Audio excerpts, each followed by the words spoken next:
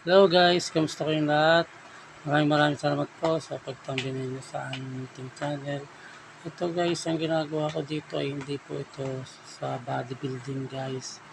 Ito po ay para lumakas ang ating mga muscle sa bicep. Para po ito sa arm wrestling guys.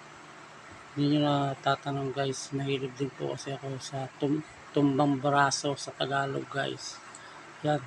Hindi nyo po ba nanonotice na yung mga malalaking katawan sa gym, kapag po sila hinahamon ng arm wrestling, kahit po mas maliit, natatalo sila. Kasi po, ang training po sa arm wrestling po ay iba rin po.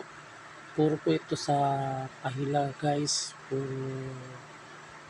Puro hila ang ginagawa nila at ibang klaseng posisyon po kasi ito.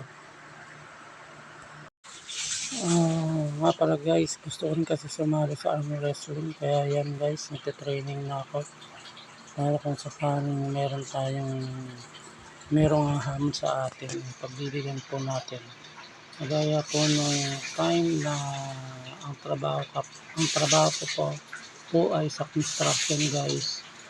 Ngayon po may tatlong kasamang naghamon sa akin ng arm wrestling.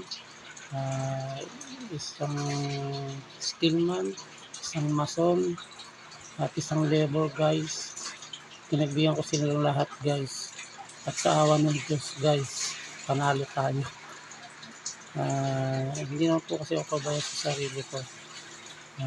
Nagtitraining pa rin po ako kahit na nagbabodybuilding ako, nagwo-workout sa gym. Nagtitraining pa rin po ako ng para sa armors nyo guys.